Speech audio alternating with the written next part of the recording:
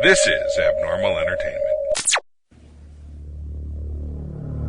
I am a real American, fight for the rights of every man. I am a real American, fight for what's right, fight for your life. You're listening to the No Cry Zone, a progressive political podcast on the Abnormal Entertainment Network.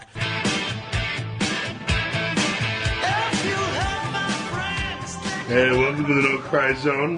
Due to disease, I'll let everyone introduce themselves. Wow, that was the sorriest introduction. Even worse than our very first introduction. It was bad. Which was bad. It sounded like Peter Brady and his voice changed. That was David Hayes. It's time to change. Yep. Time to change. You're going to have to get David really mad today for him to talk, I guess. Yeah. Oh, I'll say stuff, you just won't hear it. Wow.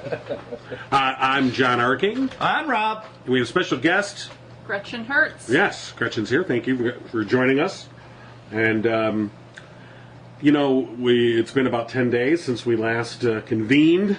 So nothing's happened. Again, it's very boring. This whole, political process, oiled machine, zooming along. You're gonna make me cry. Yeah, man who uses his voice every day. Right. Here's poor David. I'm not taking donations now. This is going to turn into a Sally Struthers commercial. Please go fund me on my way to health. Wow. All right, so I guess we'll start with a rundown of what's happened. We can just end because it's like 2 hours from later. Can anyone keep track of what has happened? All right, let's start with the Sinclair broadcasting. I think this is beyond Trump, but We're going to go in reverse order. Yeah. Although Trump's involved because he just tweeted out he is. how cool Sinclair was. Oh, did he? Yes. Well, John Oliver's been all over this. Right. He's done one longer piece and then the shorter piece on Sunday, which, he's always clever and does a good job pointing out difficulties in others' positions. So Sinclair owns like 44 stations right now, I think, across the country, local and they stations. want to own a bunch more. Right. There's a 1,200. Yeah, there's a merger pending, a $1 billion plus merger pending right now with the Justice Department, and of course, so this past weekend they had their anchors all simultaneously read the same script before talking about fake news. I mean, word for word, a propaganda, hostage video. It was creepy. It was almost robotic. I mean, to watch, I don't know if anybody watched the one where it was all split right. screen. That's gone viral. That Don't worry, is- a lot of people have seen that. Yeah, so that's the good thing about that is it happened in one day and everybody's screaming about it in the same day. Well, that's what I wanted to say. I thought it was so interesting that Sinclair, they have like zero ability to think about how this is going to go down. I mean, like they wouldn't even have thought it through. I have a theory. Because you would think they would be like, okay, you guys Monday, and let's change the wording a little bit here, and you're in the South, let's put some wording there, but it's the same message, but just we'll stagger it out a little bit. Nope, all the same day, all the same time. I have a theory. And this theory is that Sinclair Broadcasting is gobbling up television stations in a time when television is historically on a decline. So their hierarchy believes in television and probably doesn't realize the power of other media forms. This is specifically the internet and the ability to gather this televised information and compile it. I don't think they have a concept of the home editor or the guy that can put that meme together on his phone. So what they've done is they've done the same thing Trump has done and just assumed that their supervillainness was supervillainy enough to just get across everything like, oh, I'm untouchable. And it's a flaw in broadcasting, in older broadcasters. It's a fatal flaw. I mean, these are the guys that came in with digital and pushed the analog guys out laughing, but they haven't caught up. Right. Well, That's who Sinclair is. That they're. But they are still talking to an audience, David. I did see out there that There was people, basically creeped out by the way it was done, but basically backing the message. That, oh yeah, this is the right message. This is exactly what's going on. They didn't read exactly. It's Trump's audience. Yeah, it's just the same people. It's like when I promote something on Facebook, it goes to the same 12 people I know. Right. Yeah. Every time. It doesn't matter. So with their lockstep broadcast went to the same base they already had and didn't garner new people. They're the same people. People who watch local evening news are dwindling. Period. But the reason I brought that up, what I thought was interesting about it, I think you're right, but I also think that they completely disregarded a major section of their audience of people who, first of all, I think there were people that were watching Sinclair stations and had no idea that this is this kind of station. Yes. Yep. And suddenly, they're watching these news anchors that they've made part of their routine. Maybe they've come to trust them, enjoy them, whatever. And then suddenly, I think there was a section where we were like, what is happening here? I mean, who had the filter built in to be able to immediately see this for what it was. And I just don't think that, I don't think Sinclair or anybody really counted on that. And again, the ability, like you said, because I think it was Deadspin that put together the simultaneous video of them all in sync saying it. It sounds like something from Children of the Corn. John Oliver played it on a show, so I'm not sure if it was.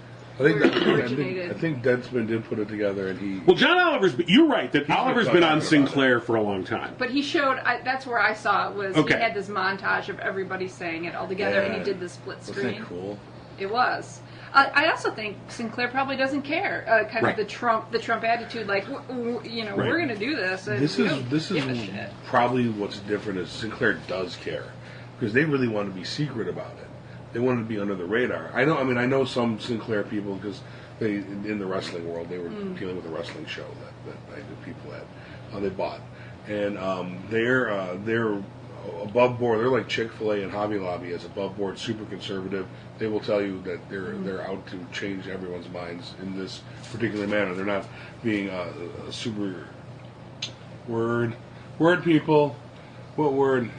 Surreptitious. Yes, thank you. Surreptitious about it, but again, they're not advertising it either. Well, why don't we hear that? Yeah. Let's take a listen to that. I think it's interesting. Voltron robots. And the anchors did not look happy to be saying it. Yeah. How many were threatening? We're extremely proud of the quality, balanced journalism that CBS 4 News produces. But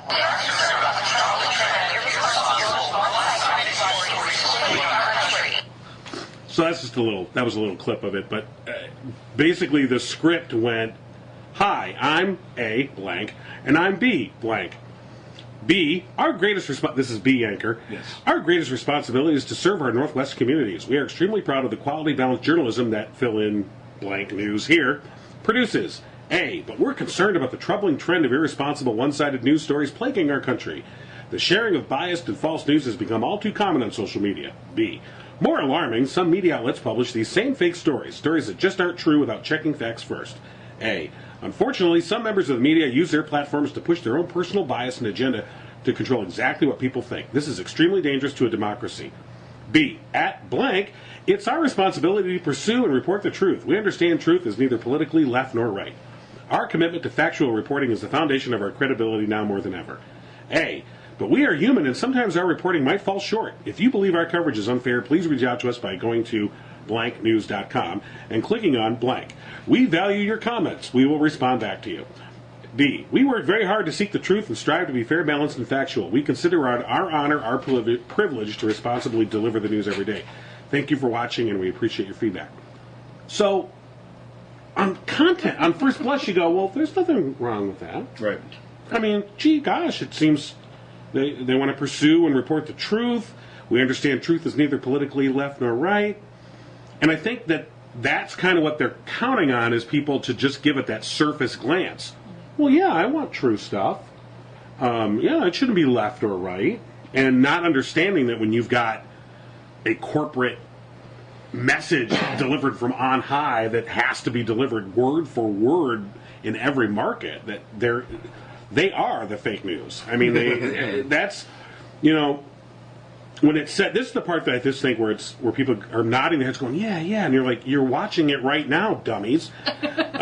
When they go, We're concerned about the troubling trend of irresponsible, one-sided news stories plaguing our country. You mean like this one that I'm watching right now? This is an op-ed. Right. Right. And then it sets it up for whatever they say next, which is whatever Sinclair wants them to say. Right.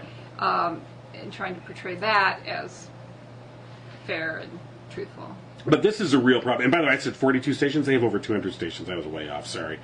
And they want to add, like you said, hundreds more. And so, I mean, this is just the latest in this decades-long narrowing down of media to basically, half a dozen at most owners that are controlling, like, literally all the media outlets, large, medium, and small.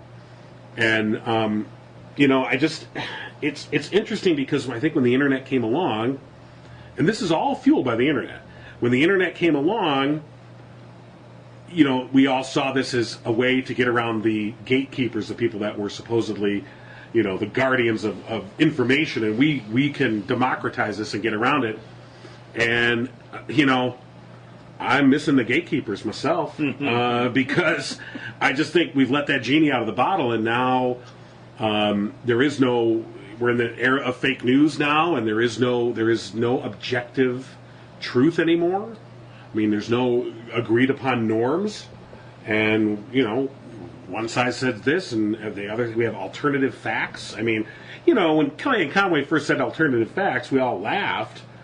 But I think we shouldn't have. I think we should have had a chill go up our spine because it's really taken did. hold. I mean, it was laughable when you heard it, but it has essentially taken hold. Mm-hmm. That's all they do. These are all alternative facts.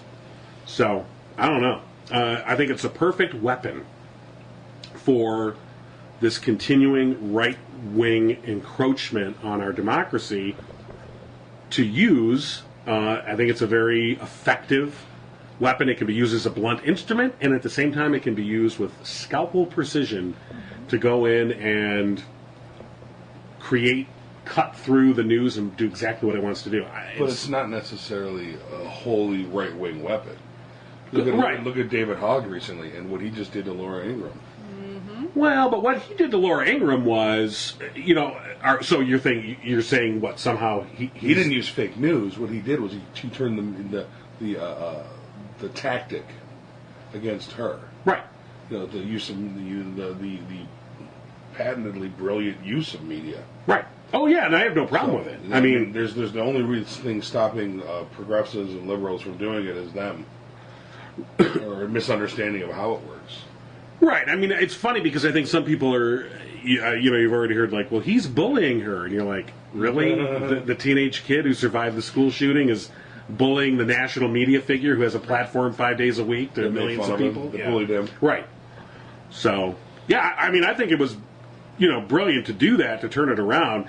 I was actually quite surprised how quickly all those major sponsors jumped in. I was, too. I mean, you thought they would have been...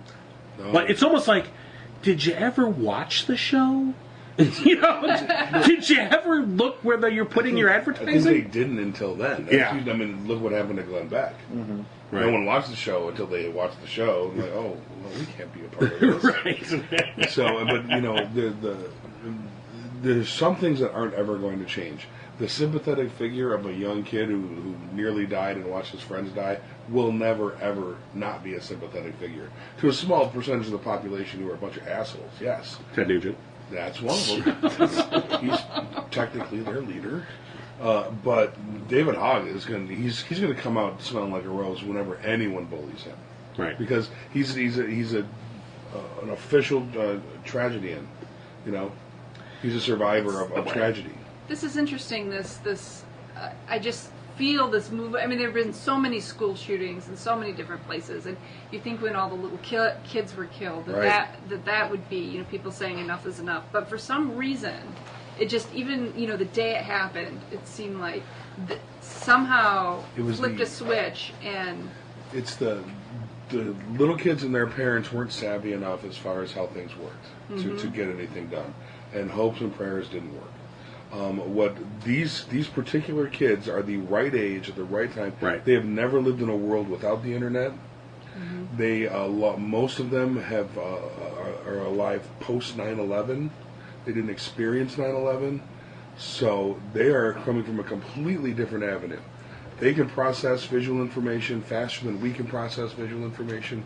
They're the next generation. They're the same way we can do it faster than our parents, and the same way they can do it faster than their parents. But these kids, they've never not been in a world that's completely in touch with each other. Well, and they see Twitter. I mean, first of all, they see Facebook is for grandma and grandpa, right. Number one. Number two, Twitter is their medium du jour, although even really moves beyond to Instagram and Snapchat. That's the world they live in. Right. And you're right. When Newtown happened, obviously the kids themselves of that age weren't going to be able to do anything. Their parents went about it the traditional way and went and sought political change in Washington, and look what happened there. They just ran into a brick wall. See, these are the same as the hippies in the 60s, these kids, who were utilizing the new medium of television, to get their point across, demonstrations that they knew were going to be televised. A lot the same way that Dr. King did with his address in 63. He knew that it was going to go out across the country, and he planned for it. And in the rhetoric planned for it. So what these kids are doing is using what they know, which is way beyond. I mean, that's why Laura Ingraham got punked. Right. But I also think, for whatever reason, at this school or this group of kids that's decided to speak up, is they seem very articulate and well prepared to speak in public and debate and discuss issues. Well, this is the first time that school shootings happen that level at that age group too. We had the little kids. Columbine was way beyond. There's the same age group of Columbine. But that was more of an analog world, and it was the first sort of big one. So we were all kind of shocked. What's happened subsequently has been elementary schools. It's been churches. It's been some high schools like this. But the level of tragedy hasn't been that much. The movie theater was a diverse group of people, but this is a large group of interconnected kids that knew about the problem kid, voiced concerns about the problem kid, and now they are savvy, they're tech savvy, they're politically savvy because they pay attention, and they're angry. I really saw, I think what really caught my attention was when the school walkout happened a month later. That was where I was like, oh shit, these kids are on it. Yeah. I mean, because, the small school my daughter goes to, they had a walkout to, you saw it on TV. And then followed up by the National March for Our Lives. And those marches that went on, which were amazing to watch. And, it really, like you were saying, David, I think it does hark back to the Vietnam War, where the youth basically saw right through it and said, no, bullshit. We know when we're being lied to. Right, because they were lying to their parents in the conventional manner, the same way they're lying to these kids' parents in the conventional manner, and these kids don't do anything in the conventional manner. Right. That's why the Sinclair crap's never going to touch them. They're never going to see it, except for on John Oliver or a meme or whatever's gone viral. Right. Well, no, so that's... Do you guys think they're strong? Sorry, Gretchen. Do you guys think they're strong on their demands? Yeah.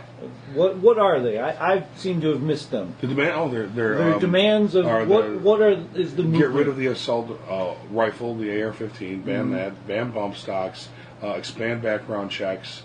There's a list of four. What about the red flag? And the red flag confiscations, where if basically, if you've been identified as somebody that's had mental illness or history of violence, like domestic violence, a conviction, they should be able to, you should not be able to own a gun. And there's the thing is like what happens is you bring up these things, and these issues, these are not new. They've been around since Newtown and prior. These same demands, they really are, I think, common sense gun reform. That does comply with the Second Amendment. I don't think they're all at odds with the Second Amendment. Not at all. And of course, we're always given this. It's this binary choice. It's either all or nothing. That's what they want you to believe. Either everything is allowed or nothing is allowed. And you're like, that is a ridiculous argument. Of course, there can be common sense, an agreement as to what is allowable. My argument has been in the last couple of weeks that somebody has figured out how to do this, how to give a person a gun and not have them go out and kill the rest of the world with it, and it's the military. And, I keep on throwing back that first line, a well-regulated militia being necessary to secure the security, or being necessary to the security of a free state, the right of the people to keep and bear arms shall not be infringed. So my point is this is all just a bunch of lazy gun owners. They want to own the gun and not have the responsibility of being a protector of our free state. And everybody wants to read into that the free state is against government, and I say that is not. A free state is against these terrorists first and foremost, against our own police force. That against free state was England. Yeah. Right. FYI, folks. And the founders were thinking exactly that. As we are a new nation, how are we going to fortify ourselves? How are we going to fortify a farm 60 miles outside of a fortification? So yes, we want that person to have a gun, but we also want him to be a part of something so that we can keep tabs on him and that we can best utilize him. There's no provision for a standing military, but what that provided for eventually morphed into the National Guard. So what the National Guard is essentially that provision in the Second Amendment. But I mean, even if you take the provision literally, the right to bear arms, to and the fact that the privilege of you owning a gun means that you will respond to the militia at the behest of the president and defend your country or your state or your governor, for that matter. Well, you get training. You get all of the things that you just mentioned. There is weapon choice by people on high of what is allowed and what is not allowed. Yes, obviously there are much bigger guns in the military, but those are trained individuals on a cannon. They're trained individuals on an M50. But they're trained individuals on every weapon system throughout the thing. And we just give them away. We hand them out to someone without training, and here you go. Here's an AR-15. But that's the point that I'm trying to get across, is that we have something in place as a model. Why can't we utilize that model to rein in this and actually make it a good thing? Everybody's talking about guards at school. We have a militia. You could put up 100 guards around every school. You're talking about a society, though, a culture that wants to have no permit, open carry, no training, concealed weapon. I mean, you're like, they want no training, no permits, no nothing. They should be able to go buy whatever gun you want. When you talk about military, I used to always say, when I get into these conversations with people on this issue, you'd say, so what's next, flamethrowers? And somehow you'd throw a ridiculous weapon out there, and they'd be like, well, okay. And now they go, well, yeah, I want a flamethrower. You go, what? And you're like, are you? They do kind of And you're like, well, you can't buy them, by the way. Well, but I'm just saying, the ridiculousness of it, they're completely blind to this. I thought it was interesting the op-ed that Justice Stevens wrote, John Paul Stevens, former Justice of the Supreme Court, where he talked about repealing the Second Amendment. Yeah, and everyone kind of jumped all over it. And I think they missed. I think they missed the point of what I think he was trying to say, which was, I don't really think he was advocating for the repeal of the Second Amendment. I think what he was saying, and to me, what I got out of it was, if you continue down this ridiculous path of saying there are no limits, you will end up with the ultimate. This is where it will end up. There will be a snapback by society that will do something like repeal the Second Amendment. So for you common sense gun owners out there, which I would like to believe is most gun owners, you need to get on board. You need to get on board with this about fighting the NRA. I mean, overturning the NRA, getting them out of the picture. We learned. We learned this week, or in the past 10 days, we learned, of course, the NRA now, took a donation from a Russian source, and there's still ongoing connections between the NRA and Russian sources. Very troubling, to say the least. Now, they say, that money never went into any electioneering, because that'd be illegal. Oh, wow. Yeah. Okay. I feel so at ease knowing that. Well, so what's going on here? Even if Russia is just interested, David's doing a scratch off. He's going to win a donut. Okay. This is live. Hold on. This is live. Okay. I can't read it. I'm old. Okay. I won. What'd you win? This is from Dunkin' Donuts? Yeah. This is exciting. This is live on our podcast right now. Donut! Okay, you want a donut? I gave it to you. I'm the last person that needs a donut. I'm the second to I think last then. you look like you need a donut. I need a donut. Yeah. You're the only one here that needs to do it. If you get the donut and you put it in your freezer for your apocalypse that's coming, you can eat it later. So, My point about Russia, though, is even if it wasn't political per se, them jumping in and playing with this Second Amendment battle is just as political as anything. Even if it's not going to a campaign, it is them sowing of course, extra doubt in our society. absolutely. You know, and the messages that have been coming out from the NRA since those Russian dollars started coming in kept on getting darker and darker and darker throughout the election, on to what now they're like basically calling for the heads of liberals. Yeah, we played that one. Right. The NRA, I mean, I think the NRA and I think most of the right wing are, I think, wholly, at least the people that are in these particular positions of power, I think are extremely upset that Clinton lost. Because I think they had their plan was for her to win and them to continue their vilification and their campaign of discord free and openly. You know, the gun sales have dropped since Trump was elected. Sure. Is it Remington filed for bankruptcy? Right. What, in the last week or so? The NRA represents the gun makers. Okay? So the NRA represents the gun makers. They have to be able to find some way to get people to buy more guns. And so, you know, they are, I mean, they're really trying to turn us in on ourselves and be afraid of each other now. And we all have to, you know, you lefties need to get guns because Trump's going to come and take over the right-wing, you know, fascist state's about to take over. And so you better have guns. I mean... that. And But so, well- and there's, I've got friends who are buying into it. And They're like, oh, yeah, I got to get my gun. You're like, Well- okay. We did that. And this is a common thing that the right does, is they hijack the message, just like Sinclair did. Oh, we're so worried about the bad single-sided stories coming out. The NRA does it. Obama's coming after your guns when he's not really. The more guns ever came. All of these things were hijacked stories, and that's what I want to do with the Second Amendment, is utilize the Second Amendment against the people who are fighting for the Second Amendment. Just half of it is just keep pushing this militia thing and saying, hey, we've got the plan. The military already knows how to do it. We'll enact a militia, and it starts the bargaining. And you're utilizing the thing that they're fighting for, so you can't have this wild argument of, well, an AR-15 is exactly the same as this thing, or this thing is exactly the same as this thing.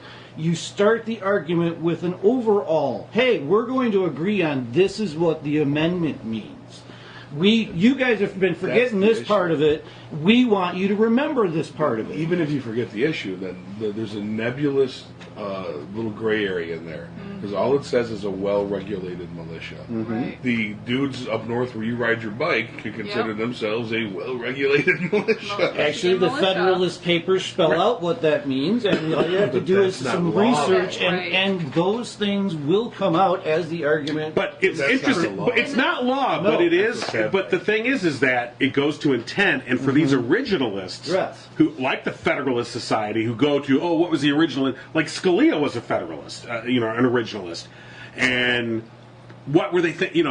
What were the framers thinking at the time they wrote that amendment? And that's how all law has to be interpreted, by what they thought in the 1780s. And you go, of course, on its head, you go, well, that's a ridiculous notion that. I thought it took 3 hours to go to the bathroom because they had so many layers of clothes on. Well, so the Federalist Papers were a series of newspaper articles published by some of the founders and framers in advance of the ratification to, garner public favor and get people to vote for it. It was the Anti-Federalists that came up with the amendments. So we've got, Hamilton, John Jay, and Madison writing these arguments. But even at the time, there were disputes on how things were going to work and how different pieces were going to fit together and how the Constitution was going to be. I mean, the Bill of structured. Rights So- wasn't even originally supposed to be in there. Wasn't it something that the Anti-Federalists demanded Yeah, that these right. rights be delineated expressly? Right. Yeah. And because they feared an overreaching federal government. And mainly Jefferson. Right. On that one. And I just feel that the argument as it stands in today's environment needs to go back, needs to look at history, needs to get a fresh look on what the hell we're fighting about. And they are ignoring half of an amendment. All they want is their free guns. And yes, I agree with you, David, that could be a militia. And they actually probably would be a good militia for up there. You know what I mean? Just like we talked before about, putting the JV team 2 miles in from the border. I think they would be a good JV team 2 miles in from the border. I think these people are yearning to be a part of this with their gun, with their training, go out and dig in the dirt, go out and let themselves be themselves. But we are trying to say, we being the kids at Parkland, we know what you guys do and we're going to regulate it. Change that argument. Your buddy on Facebook, I haven't really gotten into it, but it was 400 and some odd comments about this whole damn thing. Everybody's in on it. Everybody's doing this and that. It wasn't John. Kevin. Rogers? No, Moyers. Moyers. Oh, Moyers. But anyway, he's egging him on. Right. He's egging him on. You thought I was bad. Now, Kevin is a professional liberal troll. Right. FYI. Yes. He Yes. lives for this. But my point is it's the same argument. It's the same argument that they've been having since Reagan. We need to change the argument. We need to use the thing that they're arguing for against them. It's a Republican right-wing tactic, and we never use it. Yeah, We never use it. In Michigan, we're kind of in an interesting position because I think we've got maybe a disproportionate number of liberals here who own guns. Yeah. Especially, like I grew up in a very rural part of the state where it was just part of life. You get school off for the opening day of deer hunting season, and everybody's hunting different things, and you go over to somebody's house and they're, cooking squirrel or something, and so it's just kind of a part of life. So we've kind of got that position, but I think the NRA has really distorted the view of the typical citizen, Right. especially even here in Michigan. No, we're not coming and taking people's deer rifles away. Nope. It's not. But I thought that was interesting because maybe we fell into the gun buying trap, but after the election, we went out and bought another gun because I thought all hell was going to break loose with Trump as president. I thought there would be riots. I thought there'd be people on the street. I didn't know what was going to happen. And so I'm like, you know what? If we're going to fall into anarchy, then we need to be able to... That's not the time to buy a gun. You need a gun before it falls into anarchy. But did you get a flamethrower? No, we got a little revolver. Then, for me, that's yeah. not, come on. Just for me. Little revolver. Right. Revolver for me. Yeah, no. Got a So my pink husband grip. my husband got the first gun after 9/11 because kind of the same sentiment. If this happens again, what if all our electronic communications go down and our electricity goes out, our cell networks go out. Well, we lost power for 2 weeks. I don't know, 10 years ago, and that was scary out here, where there was gas stations spread apart.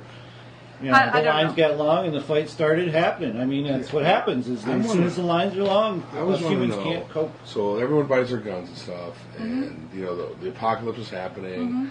Whatever, something's going on. So there's all these military weapons, right? And all these Navy SEALs and things. And what's your revolver gonna do? Well, it's not going to help against those guys, but it'll help against the neighbor who didn't stockpile as much water as we did. Don't worry about those guys. Worry about the people that have the real power now. Well, I think the dynamic you're talking about. Well, let me just say, Gretchen, to what you're talking about, to the breakdown of civil order. Right. I guess I made the decision, and if civil order ever does break down, I may regret it 10 seconds into that. But my decision is I'm just going to go out with Western civilization. It's been a good run. Okay, we've had a good run. We had a couple thousand years here. We're good. There's no Netflix. What John is really saying is Netflix. Right. There's no Netflix. Fuck this. I'm done. I was in the middle of my third time through the office. So I'm like, God, I'm done. Now, like I said, 10 seconds into the breakdown of civil order, I may be like, oh shit, I should have got it done. But so I understand the sentiment. I do get it. Yeah. I do get it. I was sort of talking about that, but more we look in Uganda. So there's the breakdown of civil order, and everyone's got their neighbor against neighbor. Who rises to power? People in the military, because they already got the stuff. It's in their barracks with them. Hey, we got a tank. Let's drive the tank around. Well, so to your point, David, I think that for people I know that they got guns because they feel like this right-wing fascist state led by Trump is going to take over, and I'm like, Right. You think your gun? Do you honestly think it's going to? It's too late when the guns have to come out. You've lost. It's like the same thing. You've lost already. The people 4 years ago when Obama and his fascist state are going to take over. Let's see here. You, John Q. Public, with a couple of deer rifles, maybe you have an AR-15, maybe you have 17 handguns and an attack dog, and a flamethrower. Right. So, you're going to prevent the might of the federal government, who doesn't even have to send a person. They can just fly a little drone in and blow your house up. No, I'm not against the government. But you see, this is what we always think. I love the argument that you get from the far right, just nut jobs, who say the jackbooted thugs are going to kick in your door and take your gun, and I'm like, who are these jackbooted thugs? You know who they are? They'd be your local cops. I mean, that's who they'd be. I mean, they'd be that. They'd be the DA. They'd be ATF. They'd be federal agents. These would be local and federal law enforcement officers. So can I give the counter? I mean, and you've got the for all these people that have all these pro law enforcement stickers and stuff, and they're all, and which is great, good. I support law enforcement too, but who do you think is going to come and take your guns? I'll tell you. And are you ready to shoot Bob the cop in the head? When Bob the cop comes to your door and goes, "I want your guns," are you ready to shoot Bob right between the eyes? They don't see that scenario. They see, this is the scenario that they really see. That hasn't even occurred to them. Bob the cop's never coming. Because Bob the cop is going to realize that's an unlawful order, and he's going to side with me. Right. You're right. Same thing, my nephew was a colonel in the army. They're all going to defect.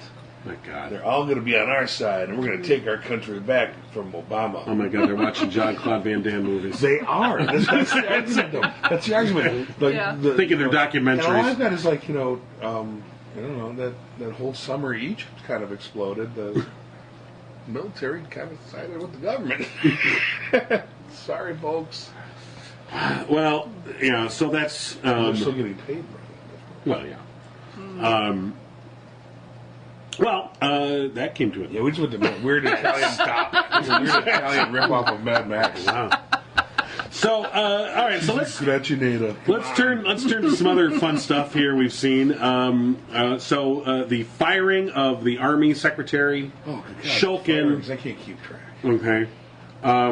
Which was preceded by the firing of who? McMaster? Remember? Was it McMaster? McMaster's. Right, McMaster resigned. And the undersecretary, our only sitting undersecretary in the Secretary of State, right, got fired because he was trying to put out the real story, which countered the timeline that the Trump people wanted to put out, that it wasn't because Tillerson was talking bad about the Russians the day before that he got fired, and it wasn't because H.R. McMaster was talking bad about the Russians the day before and he got fired.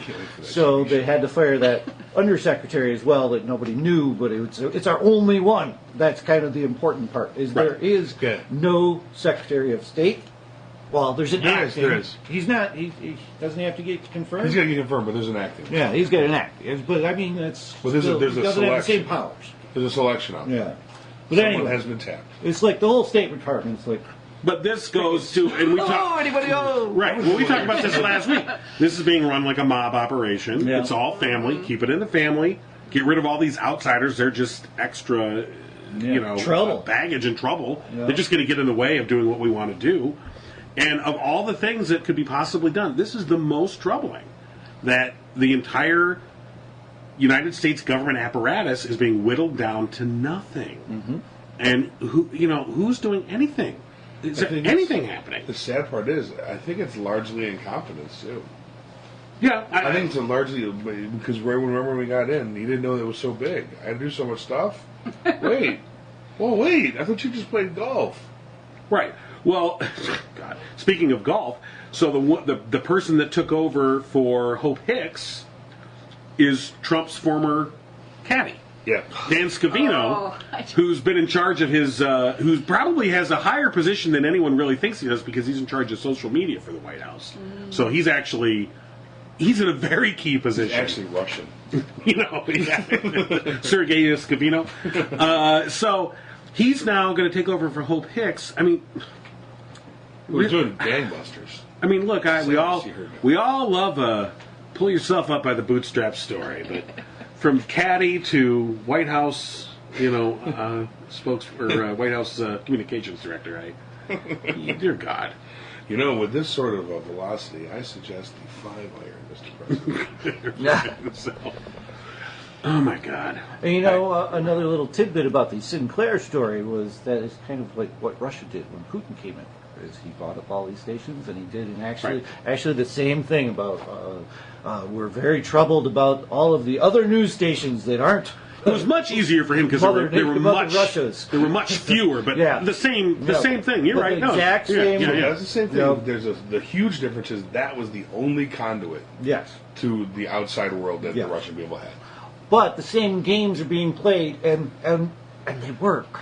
Well, that's the scariest part about it. Is they work. Then they're not foolproof. They're not foolproof, and you won't get everybody. But slowly but surely, I don't see it moving like that.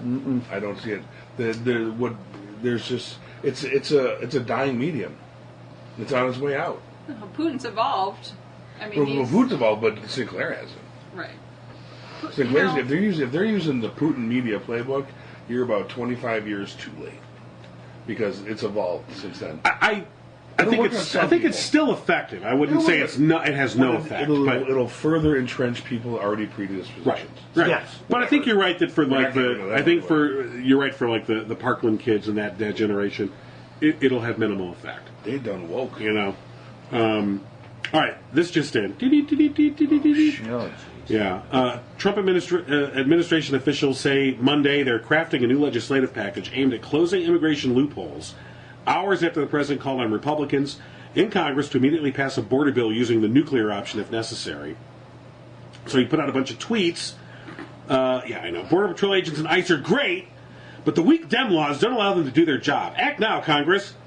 Trump also declared protection for so-called Dreamer immigrants dead, claims the U.S. has no effective border laws, and warned Mexico to, quote, halt the passage of caravans of illegal immigrants. With the caravans that are coming across the border. They must stop the big drug and people flows. Or I will stop their cash cow, NAFTA. Need wall, all caps. Okay, old man. That was 18 minutes after the Fox News story. Yeah, probably. It was. If even 18 minutes. They did the exact story. Okay. So here's the best part of this. Caravans of people. They probably had a good visual, too. Oh, God. And they showed that one clip where it's like a portion of the wall has been busted out, and there's ICE agents there, and there is a big mob of people up there messing with them, and it was scary for those ICE agents, but that happened like 15 years ago. Right. But they put it up there like it's happening today. Here's the best part of this, though. Trump has been seething over immigration since realizing the major spending bill he signed last month barely funds his big, beautiful border wall that he promised supporters. The $1.3 trillion funding package includes $1.6 billion for border wall spending, but much of the money can only be used to repair existing segments, not to build new sections. The bill that you signed, He didn't read the fine print. but doesn't even read it. Did He didn't anybody read any of the print. Did anybody read on that omnibus that this is basically Obama's? Yeah. This is basically Obama's omnibus, and it got passed through all of them. I was flabbergasted by that the spending levels are at what Obama wanted, and more in some cases. It was crazy. Because Obama didn't say he wanted it. Right. Yeah, exactly. Or nobody knew he wanted it. That's the first thing you need to do is Obama needs to tweet out, we need a great big border wall. Shut down. Yep. Exactly. You know, all this crazy stuff, I just say, Trump, just keep going for it, because it's April now, the midterms are coming, and the crazier stuff. I'm sorry, go on. Just the crazier stuff he does, the better for the blue wave that's coming. And people are seeing, it's out there. People see it. Rob, I do think you trapped yourself in a bubble. Sure. Have you done banning yourself from Facebook? Yeah. Are you back on? No. I'm still. I'm still trolling. Okay. I'm not responding. Okay. Man, get out of there. Just get out of there. Trump spent much of the weekend at his Mar-a-Lago club having meals with family, watching cable news shows, and rubbing elbows with conservative commentators like Sean Hannity, also spotted at the club. championship golfer Dustin Johnson, and my pillow maker Michael Lindell. My pillows are badass. Wow, that's Yeah, quite an that's A-list cool. crowd there at Mar-a-Lago. So speaking of rubbing elbows, Yes. on Captain Cheeto can't find a lawyer. Oh, Right. right. Well, you got to pay your bills. Yeah. What? That's the thing, you know. You commie liberal pinko. What do you mean Hey. pay your bills? Hey, attorneys want to get paid, and they know that he has a history. First of all, he has a history of not paying contractors, but second of all, he has a history of not following advice, and that's another thing that really irritates attorneys. It's like, you know what? There's my reputation on the line too, because it's such a prominent client. And if you're not going to follow my advice and you know, tweet out dumb stuff, Right. then I mean, I when you can't be involved in that. Right, when you get to that level, those guys that's type A personality. I want to win. And they want to I wanna control win. the narrative and control the message. Right. And, yeah. But they also want to get paid. And they want to get They want to get paid. True, and you know this is like very incredibly high profile, It is. and it's a win lose sort of thing. There's no win wins on this one. If you go down with Trump, you go down. right. And the attorneys that would be the caliber that he needs are Right. smart enough to figure that out. Right. So what did I say? I read an article where it said he wants the lawyer, his perfect lawyer. He said is dead. Has been dead 25 years. I guess Dad's old real estate lawyer. It's like, Well, he wants Roy Cohn. I mean, he wants Roy Cohn. I think that might have been who he was referring to. Yeah. Roy Cohn, of course, who's like one of the worst human beings ever that lived. But he wants Roy Cohn because Roy Cohn was the kind of guy who had zero scruples and had no problem. hey, who's you that know. pedophile that just lost in Arkansas? He needs a job.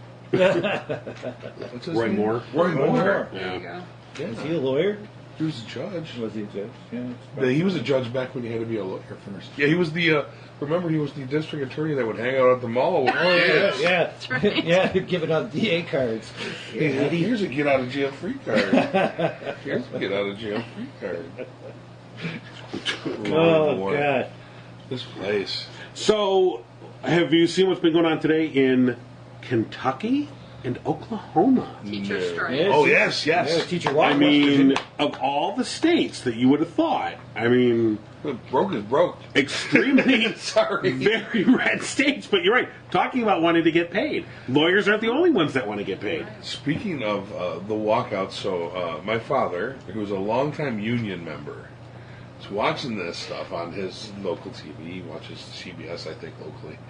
And he said, well, the teacher shouldn't walk out like that. Kids don't have to get the education. I'm like, well, when you weren't getting paid enough, didn't you walk out? I remember a couple of summers where you were on strike when I was a kid. He's a railroad engineer. So, well, that's different. Well, why is that different? Yeah. The only difference is you don't have to, pay for construction paper and tape when you went to work. They do. So I think there may be, if it's Kentucky and Oklahoma, that's a big change. That's a big change. But I love this headline, Kentucky, and this is an AP headline. Kentucky Oklahoma teachers rally as rebellion grows. An interesting word. Perfect word. And when you think about the teachers, was it in West Virginia that walked out last week and did the same thing? And when they all did it together, gee, the collective action seems to have some effect. Wait a minute. You mean we can bargain like this too? Right. That's interesting. It's amazing what the lessons we got to relearn.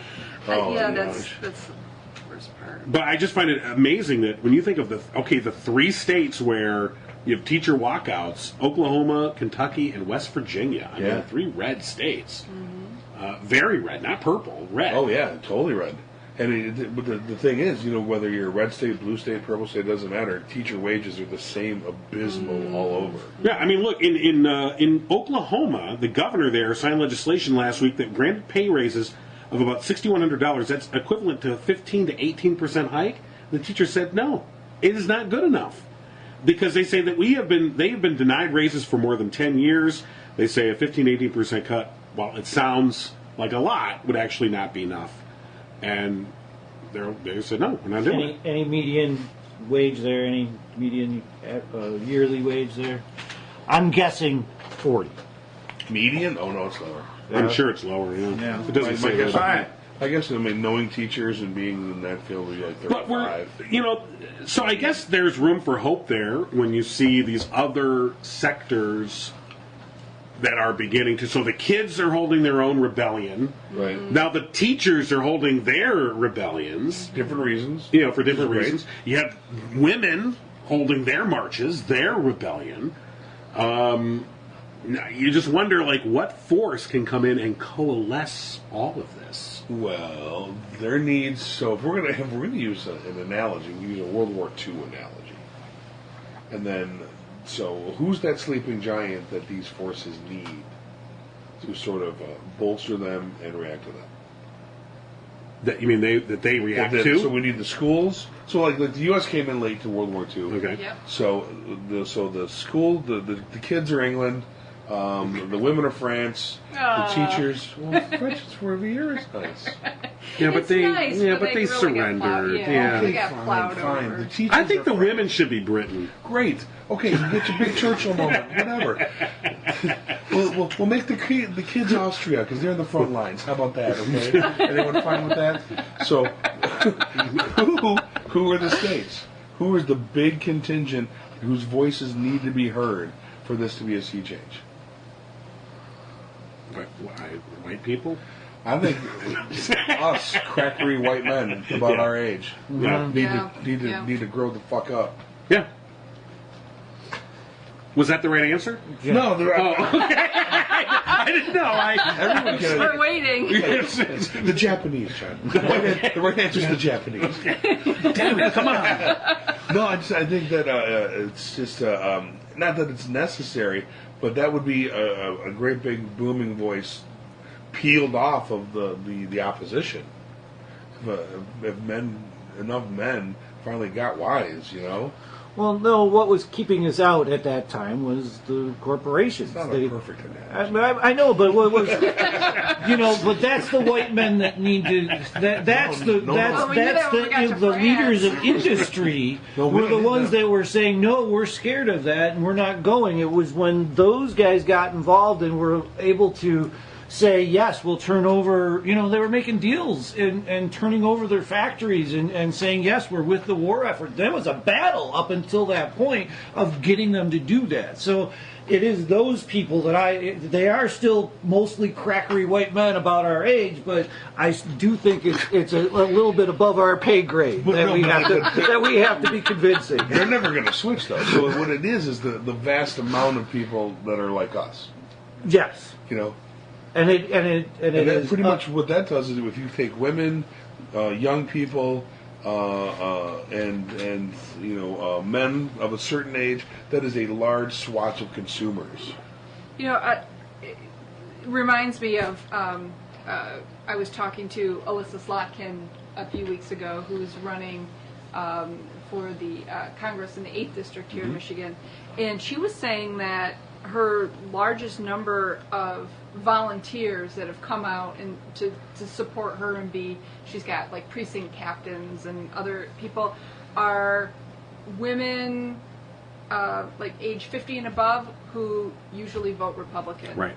Those are the ones that are the highest percentage number of people that are coming. Hopefully I quoted her right, but those are the highest. She was giving examples of women who usually vote Republican, and they're just really sick of the tenor and tone of Trump and the administration and what's going on. And she's kind of a moderate, and they said we've had enough. We're sick of it.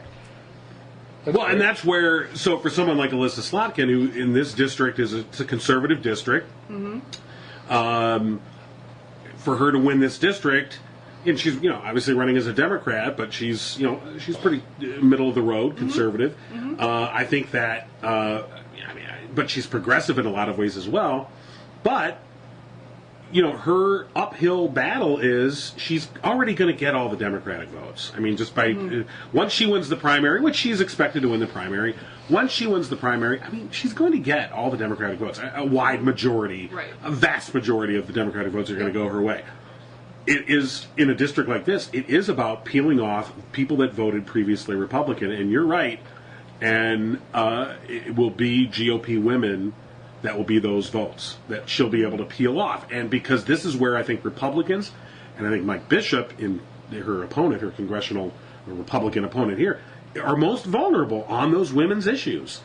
I mean, specific issues like abortion or access to health care and things like that. But even just like you were saying, the general tenor, the general tone. The GOP is extremely vulnerable. Well, and Trump, obviously Trump is not a real conservative. He's out for Trump. He does what he wants to do.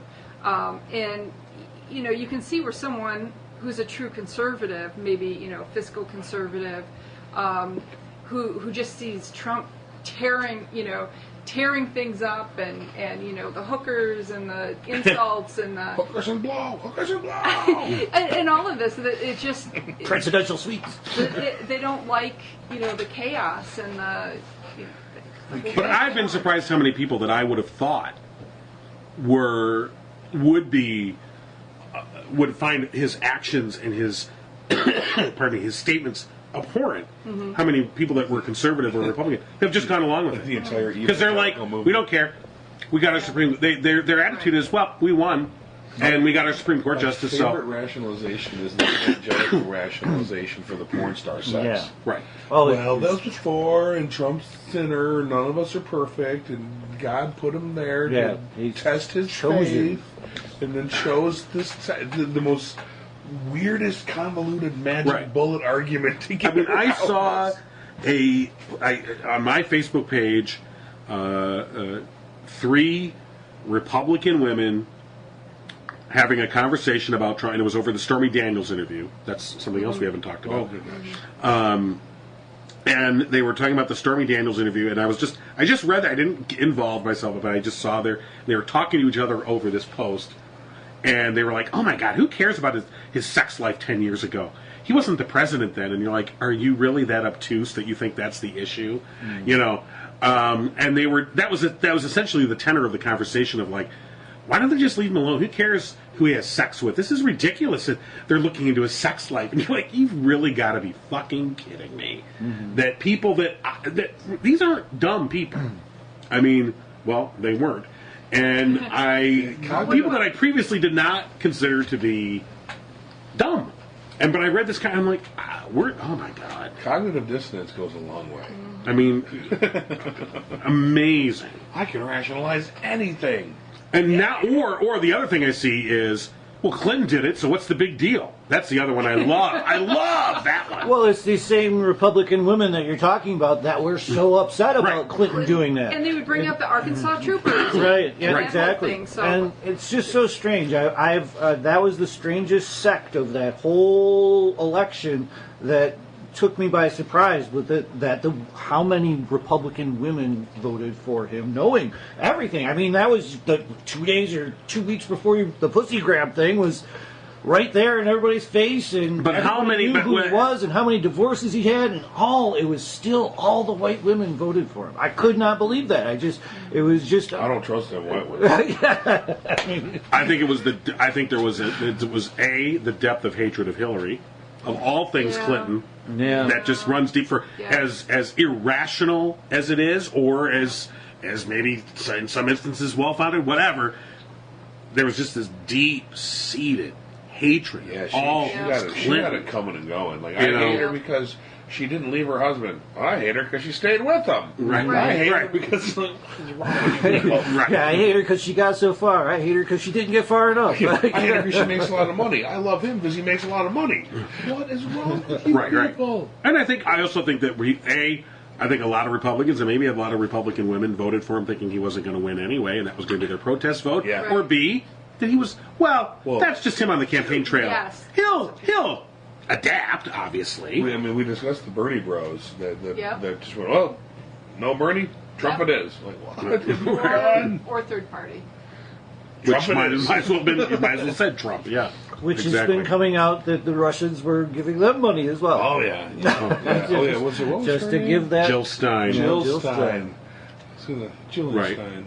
A few connections there, to say the least. And China. Russia and China now trying to link up their satellites.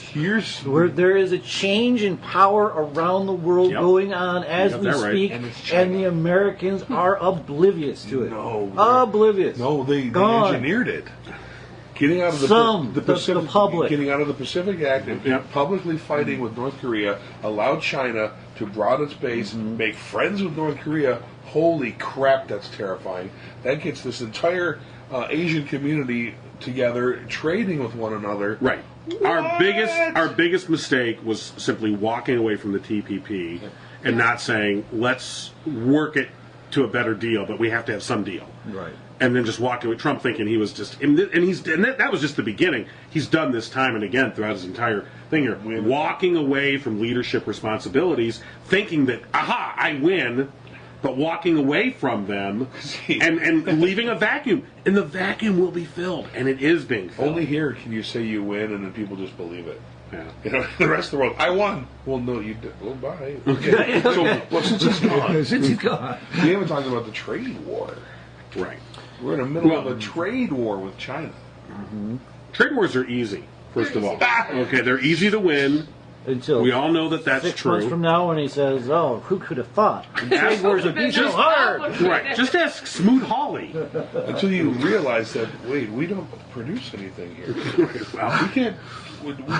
Wait. No, you want to know what? Here's what we do produce. We produce food. Yeah. And farmers are going to, and agribusiness and farmers are going to take it in the shorts. They already are. China just today announced a whole range of tariffs, and a lot of them on agricultural products. Pork.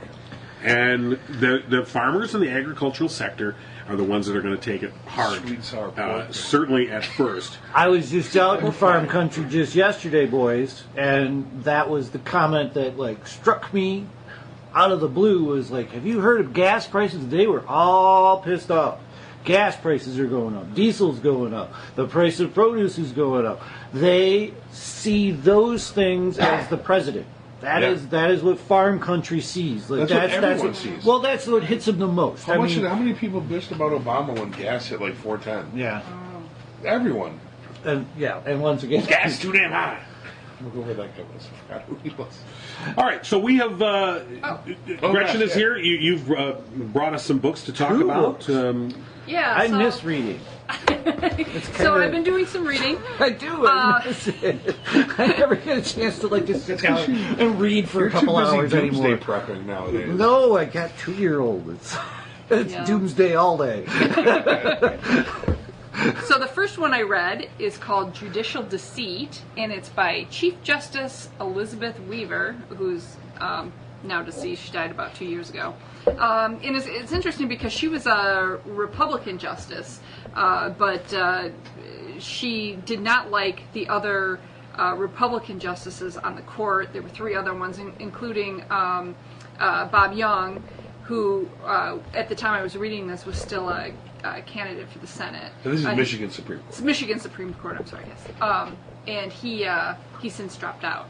But she didn't have good things to say about him. But it was interesting the amount of influence that Engler had in the court, even after his governorship was over, kind of influencing what went on in policy. And it was very surprising how little experience some of these justices had. Because, if there's a vacancy, the governor can appoint whoever the governor wants, and they don't have to have any particular experience or training. They can appoint allies, friends. So technically, I could get appointed to the Michigan. Well, you have to Supreme be an Court. attorney. You have to So be you have to be an licensed. attorney. You have to be an attorney. Why? But other than that, you can pay for that. This is corrupt. But other than that, so she was talking about, number of just. The justices wanted to conceal some of the things that they were doing, and they made biased decisions. And it's interesting if you are interested in the Michigan Supreme Court, Michigan politics, some of the behind-the-scenes stuff that's going on. Yes. I have a question. Was it all due to fundraising and Republican Party politics, infighting amongst themselves? Was the influence that Engler had? He was kind of pulling the strings on who could get funds? So that was a large part of what she talked about, was the funds, because you have to get. No, you don't have to get reelected. How do you stay? You have to get elected. Yeah, I think it's an 8-year term. You have to get elected. Okay. sorry. The cover. And- David's asking if I know one of the authors. Oh, David yeah. Schock. No, I don't know. And this justice that wrote the book, was she instrumental in kind of thwarting some of the Republican plans, or did she end up tried. vote along with them? So she tried, but she was outnumbered because there's 7 justices, and so it was her, most of the time it was her and two Democrats, so they didn't get a whole lot accomplished. Although I know someone who's had been acquainted with the justice that said, there's a backstory where apparently she was in a lesbian relationship, and the other justices, there's some sort of tension there that they knew about it and kind of were picking on her, and so then, she still held on to some of her Republican ideals, but she ended up fighting with the other contingent on different policy questions. That's interesting. And how long was she a justice? Oh, that's Many a good years. question. I I'm want to going to say. so she had 2 terms, so 16 years, and she quit right before the end of her term so that Granholm could appoint someone. Because one of the things she talks about is that when you go up on the ballot, if you are already a justice and you get incumbent next to your name, so what would happen would be these governors would appoint people, and then because people don't, the voters don't know a whole lot about Supreme Court justices, then when they go to vote and it says incumbent, then they're most likely to vote for the incumbent. Right. And that phenomena, by the way, you're seeing increasingly in all aspects. I mean, all the way down to township trustee races where, or county clerk races, where county treasurer, where they are resigning months shy of the end of their term so they know somebody can get appointed. And in some cases, relatives, and I don't know. I almost feel like it shouldn't be allowed. Yeah, and it was interesting because, like I said, she was a Republican justice, and she, held to some of the real core Republican values, but she was afraid, she didn't know who was going to be next, so she wanted Granholm to make the decision. So I thought that was great. Where do you see the court now? I mean, the Michigan Supreme Court now, in terms of, because it's just more conservative now than it was then. I mean, yeah, it'll be interesting to see. We've got another election coming up, right? but I think there's more Democrats now. Of course, they were so happy when Hathaway joined the court, and then not long after that, she had to resign with scandal. A little problem there. So, oops. So with I get the other thing when you talk about this judicial deceit. I guess I just the whole thing, it's anathema to me that judges run for an election. right. I hate it. Yes. And I don't know how we can get rid of it, especially when they're running on a partisan ballot. And I know that technically they're nonpartisan, but Right. that's bullshit. Right. Because they have to be nominated by the parties at their conventions. Right. So, of course, it's partisan.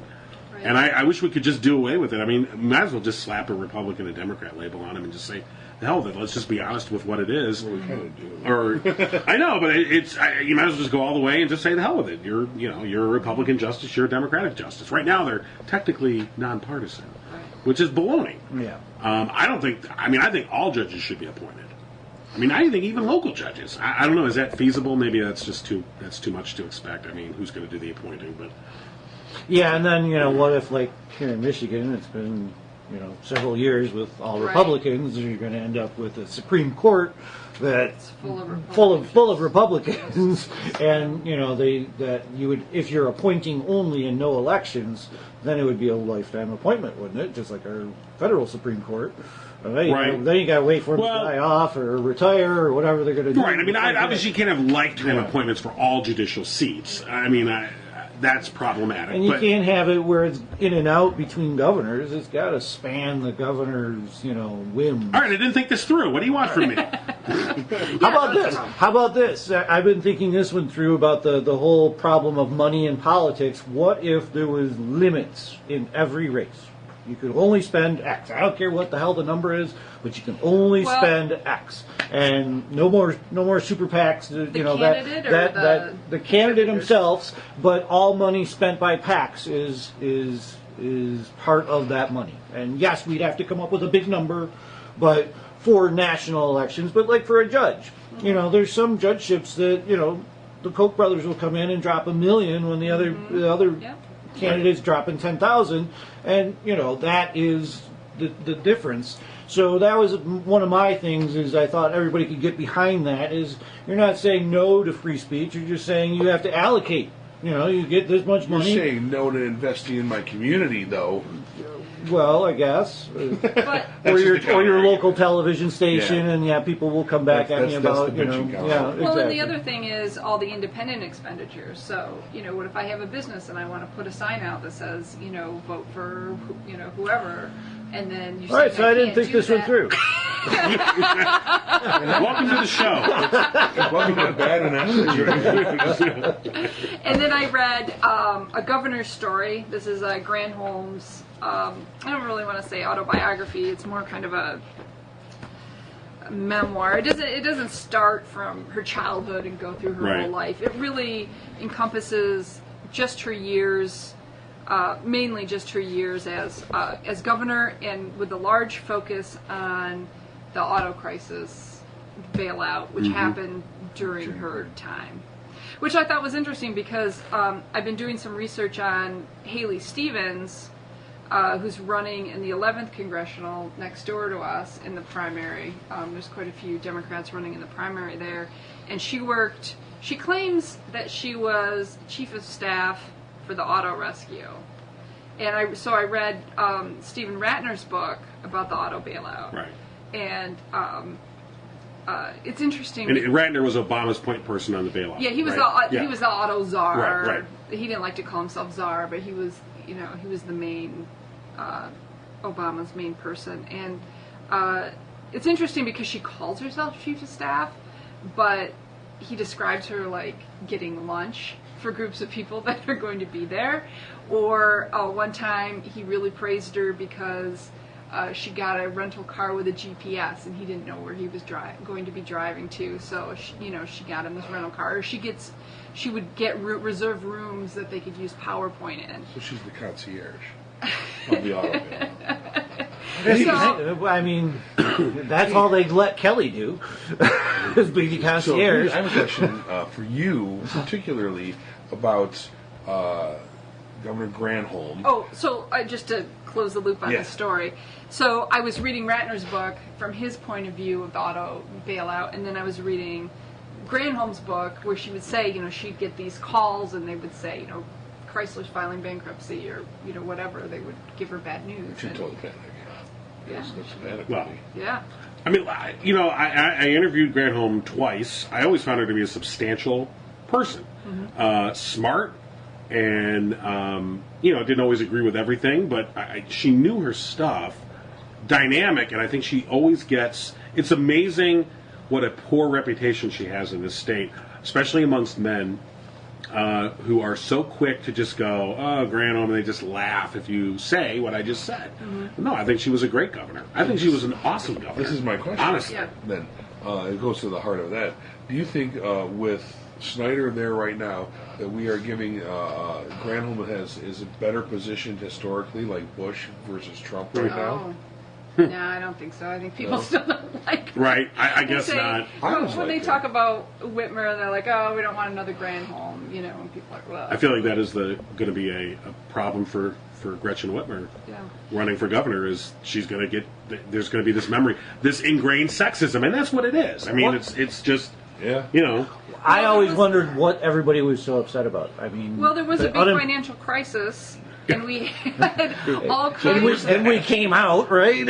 And there was, you know, all kinds of places closed, and she talks about like the Electrolux in Greenville, Michigan, which is very close to where I grew up, and you know, some of these other things. So I mean, the state was kind of falling apart, and so she was trying to manage it. And in this book, she's got a lot of regret and angst about not being able to serve long enough to really solve all these problems and to see them through to economic success. just that she came in and she had to deal with these crises of things going downhill, and she did what she could, but Right. She gets the card. Well, she came in 2002 at the end, when Engler was done. After Engler's 12 years, she came in 2002, and she served till 2002. She served 2 terms, and those years, the first term, 2002 to 2006. Hey, it was party time in America. I mean, and easy credit, and everybody was just living it up, and she's great. And so Michigan did well, but Michigan started getting hit a year or 2 before the rest of the national economy started getting smacked.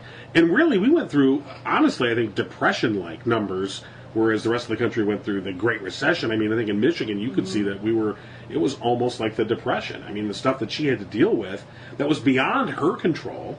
right. And, I mean, like I said, you can always second guess and go back and look. I think that she did as good a job as anyone could expect her to do. I just always find it, I guess, I don't know, disheartening or baffling or just downright infuriating how many men just immediately discredit her just because she was a woman. And I think they laugh at her. That's, I think, the thing. And they always go back to the stupid clip from one of her State of the States where she said, we're going to blow you away. Because she was talking about her new economic plan. She said, you wait, we're going to blow you away. And, of course, they use that endlessly against her, when the economy just completely tanked. Talked about in that. And it was poor phrase of words, I get it. But, I don't know. In a lot of ways, I think what Granholm went through was a test laboratory for what Clinton was about to get to. Not that, but Clinton had been undergoing it for years too, right. And maybe what Gretchen Whitmer's in for too. I don't know. She seems like the consensus candidate, but I don't know. Nobody's excited about Gretchen. No, you're right. There is no excitement. There's no excitement or enthusiasm. I'm excited. Sandy's excited. See, my wife is really excited because she loved that ad she just put out. The one she's traveling across the state. Right. Well, that's a great ad. I like her. I guess. Okay then. Well, the show's come to a crashing halt. So, what was your take on her before and after the book? Was it? Did you learn anything about her that you didn't know, or is it worth reading if you are not a Michigan history governorship buff? Probably not. All 3 of them. I'm really picky about books, and I don't recommend a lot of them. It was okay if you're interested in Granholm or the Auto Rescue. Well, I'd like to read it because I've always had that question. Is it like an economic turn back was not fast enough? What was the problem with Granholm? Because, you bring up her name, man, woman, or child, anybody who knows it was like, Granholm. And it seemed like I was doing all right at that time. So, there's that bubble. She is paying for things like every other politician does. Yeah. She gets associated with the time she was in. Yeah. So, the incredible economic downturn, there's your figurehead. There's their person to lay it on. Mm-hmm. That's exactly the whole reason Obama did as well as he did that first term, is because they screwed up and the recession hit under Bush. Yeah. Yeah. But it was interesting to me because I'm actually working with a couple of people that are mentioned in the book. Oh, so cool. it was really cool. One gentleman who's my mentor, he doesn't know it, but he is. And then another lady that I work with. So it was interesting to see the mentions in there. And Did you get him to sign it? not yet, I could. Yeah, do it. I don't know if it. Yeah, I could. Just for fun. Make them feel happy. Yeah. Yeah, I was just going to say, why doesn't he know he's your mentor? You should tell him. He'd probably like that. Will I charge him? He might charge like a you. tutor then? That Oh, would be maybe. terrible. Yeah. Yeah. Tutor hourly is nothing to laugh at. Maybe. All right, well, I think we've wrapped this up. We didn't talk about the Russians the whole damn time. We did talk about We got the Russians. We got some Russians. So we barely touched Stormy Daniels. Waka waka. Probably best that way. Wasn't everyone left flat? Although by I got to the tell you, idea? I love her on Twitter. Here's my thing. She's taking no shit. Okay, so if you're going to end up in some weird sexual relationship with someone, pick a porn star because professionally they have to be tested. Right. It's probably safest. with a professional. Look, him having unprotected sex with Stormy Daniels, I didn't worry about him. I was worried about Stormy Daniels. Okay, what he was bringing to it. You look a little jaundiced, Stormy. What's going on? I don't know. I'm feeling weird. Yeah, I let my daughter, we watch The Daily Show, record it and then watch it. So she's got a lot of questions about Stormy Daniels. The first question was, is that her real name? And I'm like, I don't think so. And then she Googled it and it's like, Samantha or something, Stephanie Clifford. Stephanie, yeah. Yes, you let her Google. Now she knows that. Now she knows everything. And then she's like, now, is she directing these movies? She is a director now. Is she? All she is a director now. I think she's an actress. She was an actress. And she actually empowered many women in her industry to be better. to be the smarter of the negotiating parties in those movies. So you got to give her a lot of credit. She's a smart woman. My whole thing on that is we are talking about the wrong thing. The President of the United States Of course we are. Yeah. paid out of his campaign fund or using his lawyer while on the campaign. Right. That is the real issue. Did hush money. It is not about who he screwed. Who cares? Who cares? I mean, yeah, that's scandal worthy and okay, whatever. That's the real issue is the $130,000 that's paid as a campaign expenditure days before the election, not listed as a campaign expenditure. Clearly, that's a campaign violation. But the problem with that is at the end of the day, it's a fine. Well, but it's that's a fine. The absolute, the absolute lying. Our campaign laws are toothless. Yeah. Our campaign laws are toothless and useless, and they mean nothing. And at the end of the day, wait a minute. Dinesh D'Souza went to jail. He for campaign. Oh, Dinesh? Yeah. Distort Denuza? Yeah. He's I mean, that was only $15,000. If I remember that story right. But he was so stupid. The way he got caught was so obvious. But my understanding of this is you just end up paying a fine because you didn't report it. An unreported campaign contribution, And he's still in the clear because it's the dude that mortgaged his house. Right. Can you believe that? Yeah, he used his So you got a stupid lawyer. his home equity thing, and out of the campaign fund came 7 right. They paid him back exactly the same amount. Yeah. 1 penny of less. course, it's so obvious what happened. Everyone gets that, but the point is, it's not gonna. Nothing will come of it. Yeah, but here's the thing: it's just more fuel to keep people motivated. Yep. I'm fine with that. I'm fine with that. We riling them up. Right. Every time someone shares a pretty young lady eating a Cheeto meme, we get powerful. Where is this meme? Oh, you haven't seen that one? Dave, it says this woman eating a Cheeto, and it said released sex pictures. Stormy Daniels released a sex act picture. Oh. You have the wrong friends. You fight on your Facebook all day long. You have wrong friends. You guys pass back and forth. Funny memes. Yeah. We laugh. It's You more fight. fun. You get in arguments with people who think that God chose Trump to have sex with a porn star. Okay, so just want to clarify, I'm being shamed because I don't know the meme of the woman eating a Cheeto. You actually be ashamed for your fights on Facebook again. No, I haven't seen any. I'm proud of my fights on Facebook. You're fighting? You fighting again? You're allowed. Yeah, Kevin Moyers, please. I'm a rank amateur. I am a nothing. He doesn't fight. So who Kevin is? He's the guy that runs our podcast stuff, and he posts our things. And he's a liberal. He's a tried and true progressive who loves to make people angry. So he'll post things like, "Hey, dumb fuck! If you don't understand how gun laws should work, they go like this." And that, of course, brings everyone out. Right. Must kill thin progressive man. And then he keeps going like, "Oh yeah, you're stupid." Well, I think you're stupid too. Fuck right. It just keeps how he answers everything. What you can't read? Fuck you. And then this 400 people later, they're all.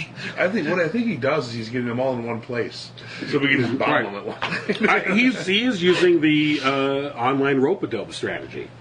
They eventually just tire out. They're like, oh, fucking whatever. Because he's in there. Because I followed one conversation that was literally hundreds, and I was like reading it, and I couldn't stop. I couldn't stop, and it was like what you just said. It was. It's him. Fuck you. No, you're a dick. Fuck you. Fuck you. It was just like, what is this? And they're different people. You know, it's like, like, you're a fucking idiot. I can't believe you think like that. And he just says it. It doesn't matter what the comment was. Does he do a little gif? No, that's not a work. This is just paste. And he's up early because he's a postman. So, you know, he's got a lot of spare time when he's not delivering your packages. He's in his truck doing this stuff, too. Wait a minute. Postmen don't have spare time. Does he live in Austin? No. Okay. He does not live... The first two were hand-delivered, by the way. So? By the perpetrator. Okay. And that's not Kevin's MO. Right. No. He's, I think, when pushed to the limit, Kevin's going to be one of those... This is all going to be edited out anyway. This is all going to be gone. This is all dead air. I think if he was going to actually become a serial killer, he'd be able to, like, stab him and feel him die on your hand. Sort of guy. Okay. He's that kind of bitter. All right. And he's the one that's in charge of our podcast. Yes. Okay. All right, pause. We really like Kevin. That could be our... No, it's fine. We do like Kevin. He's going to love this. Okay. Then I guess I won't edit it. All right. Okay. Well, Aren't you glad you came, Gretchen? Yes, I am. Okay. She's a liar. So, and low expectations wins again.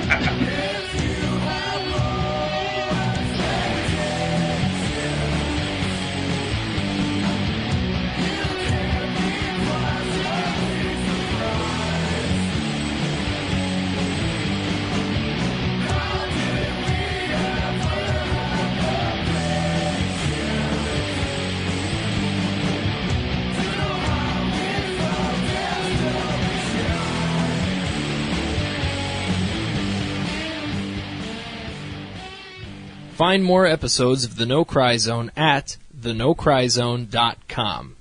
Tweet Rob, John, and Dave at No Cry Zone. And find The No Cry Zone on Facebook. Listen to every Abnormal Entertainment show on Google Play, Apple Podcasts, our YouTube channel, or anywhere you find your favorite podcasts. And don't forget to visit abnormalentertainment.com. You've been listening to the Abnormal Entertainment Network.